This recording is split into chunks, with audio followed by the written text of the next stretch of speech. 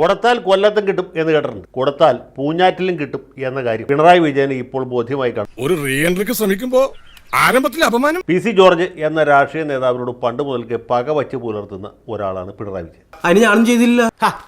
അപ്പൊ ഇതെന്തുട്ടാ? അപ്പനെ അറസ്റ്റ് ചെയ്തതിനെതിരെ മകൻ അതിന്റെ ഒരു പ്രതികാരമായിട്ട് ഹൈക്കോടതിയെ സമീപിക്കുന്നു. ഞാനും ഒരു മകനല്ലേ. നമ്മള് മാത്രം മര്യാദക്കാരായി ജീവിച്ചാലേ തല്ലുകൊണ്ട് തൂറി മെഴുകത്തേ ഉള്ളൂ. ഇനി വീണമോളെ ഏത് സെക്കൻഡിൽ വേണമെങ്കിലും SFIOക്കാർക്ക് അറസ്റ്റ് ചെയ്യാം. ഞാൻ ചോദിക്കുന്നതല്ല. നിരവധി ചരിത്ര സന്ദർഭങ്ങൾ ഇത് പറയുമ്പോൾ എൻ്റെ മനസ്സിലുണ്ട്.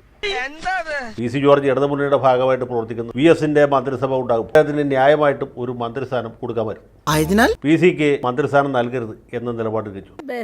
ഒരു കാരണം VS അച്യുതാനന്ദൻ നടത്തിയ ഒറ്റയാൾ പോരാട്ടങ്ങൾക്കൊക്കെ കൂടെ PC ജോർജ് നിഴൽ പോലെ ഉണ്ടായിരുന്നു എന്നുള്ളതാണ്. അരിയും തിന്ന് ആശാറ്റിനും കടിച്ച് പിന്നെ നായക്ക് ഞാൻ മുറുമുറുപ്പ്. പിന്നീട് ഇടതുമുന്നണി മന്ത്രിസഭയിൽ ഒരു അംഗമായിരുന്ന TU കുരുവിള അഴിമതി നടത്തുകയും അഴിമതിക്കാരനായ കുരുവിളയെ മന്ത്രിസഭയിൽ നിന്ന് പുറത്താക്കി. ആ കൂട്ടത്തിൽ ഈ അഴിമതി ചൂണ്ടിക്കാണിച്ച PC ജോർജിനെയും പുറത്താക്കി. അഴിമതി നടത്തുന്നവരെ പുറത്താക്കുന്ന മനസ്സിലായി. അഴിമതി ചൂണ്ടിക്കാണിക്കുന്ന ആളെ മുന്നണിയിൽ നിന്ന് പുറത്താക്കുന്ന എന്ത് മര്യാദയുടെ അടിസ്ഥാനത്തിലാണ്? പിണറായിയെ കുറിച്ച് എപ്പോഴും പിണറായി മുതലാളി എന്നൊക്കെ ഇദ്ദേഹം പരാമർശിക്കുന്നത് കേട്ടിട്ടുണ്ട്. PC ജോർജ് നിയമസഭാംഗമായിരിക്കുമ്പോഴാണ് ശബരിമല വിഷയമൊക്കെ ഉണ്ടാവും. PC ജോർജ് കറുത്ത വസ്ത്രം ധരിച്ച് നിയമസഭയിൽ ഹാജരാകുന്നതൊക്കെ നമ്മൾ കണ്ടു. സാങ്കല്പികമായ കുറ്റാരോപണങ്ങളുടെ പേരിൽ PC ജോർജിന്റെ വീട് വളഞ്ഞ് അദ്ദേഹത്തെ അറസ്റ്റ് ചെയ്യാൻ ശ്രമിച്ചു. അറസ്റ്റ് ചെയ്തു. സൈക്കോളജിക്കൽ മൂവായിരുന്നത് മനസ്സിലായ.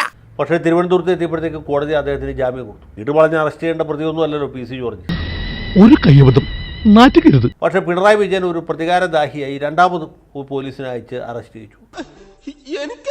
അങ്ങനെ ഇദ്ദേഹം തുടരുന്ന സമയത്താണ് ഇപ്പോഴുണ്ടായ സംഭവങ്ങൾ. ഇപ്പോൾ ഉണ്ടായ കാര്യം നിങ്ങൾക്കറിയാം. ഇനി വീണമോളെ ഏത് സെക്കൻഡിൽ വേണമെങ്കിലും SFIOക്കാർക്ക് അറസ്റ്റ് ചെയ്യാം. ഇതിന് ആധാരമായിട്ടുള്ള പരാതി PC ജോർജിന്റെ മകൻ ഷോൺ ജോർജാണ് ഹൈക്കോടതിയിൽ കൊടുത്തത്. ഞാൻ ചോദിക്കുന്നതല്ല. അപ്പനെ അറസ്റ്റ് ചെയ്തതിനെതിരെ മകൻ അതിന്റെ ഒരു പ്രതികാരമായിട്ട് ഹൈക്കോടതിയെ സമീപിക്കുന്നു. SFIO ഇടപെടുന്നു. അന്ന് PC ജോർജും ഷോൺ ജോർജും BJPയിൽ ചേർന്ന ദിവസമാണ്. പാർട്ടിയിൽ ചേർന്നതിന്റെ പ്രത്യുപകാരമാണോ SFIO അന്വേഷണം? ഹലോ അതൊക്കെ കഴിഞ്ഞു. വളരെ ലളിതമാണ് അതിന്റെ ഉത്തരം. അന്ന് തന്നെ പ്രഖ്യാപിച്ച് താങ്കൾക്ക് ഇതുപോലൊരു ചോദ്യം എന്നോട് ചോദിക്കാനുള്ള അവസരം ഉണ്ടാക്കേണ്ട കാര്യമുണ്ടോ? മീനിനെ വരെ വെള്ളത്തിന് മുക്കി പിടിച്ച് ശ്വാസം മുട്ടിച്ച് കൊല്ലുന്ന എന്നോടാണ്. സംതൃപ്തിയോടെയാണോ BJP ചേർന്നത്? 100%. ഞാനത് ചോദിക്കരുതായിരുന്നു. ഞാനും എപ്പോഴും പപ്പായും തമ്മിലുള്ള വ്യത്യാസം എല്ലാവരും പറയുന്നത്, പപ്പ ഒരു നല്ല കാലം വരെയും MLA ആകുന്നതോടെ വരെ നല്ലൊരു കർഷകന്റെ മകനായി നല്ലൊരു കൃഷിക്കാരനായി വളർന്ന ഒരു വ്യക്തിയാണ്.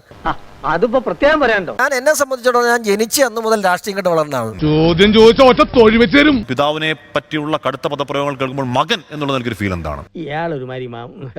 ആഷ്മിയുടെ അച്ഛനെ കുറിച്ച് എന്തെങ്കിലും പറഞ്ഞാൽ ആഷ്മിക്ക് ദേഷ്യം വരും, വേദനയും.